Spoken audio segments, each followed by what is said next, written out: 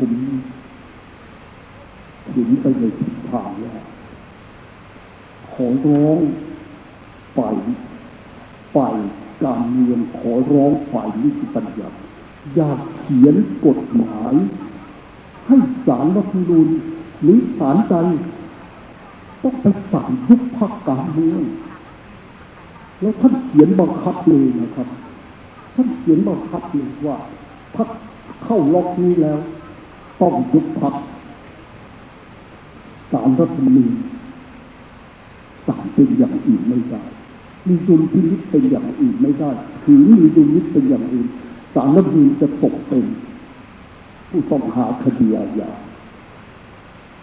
เห็นไหมครับอย่างนี้มันไม่มีประโยชน์อะไรเลยเพราะเวลายุบพรรคการเมืองมันทำให้ศาลรัฐธรรมนูญต้องกลายไปเผชิญหน้ากับประชาชนจำนวนมากนะเป็นล้านคนนะไม่ใช่จำนวนน้อยๆเพราะแต่ละพรรคเขามีสมาชิกเท่าไหร่แล้วแต่ละคนบางคนเนี่ยเขาโอ้โหเขารักพรรคเขาเหมือนที่เรารักครอบครัวเราเหมือนที่เรารักสถาบันที่เราร่วมทำงาน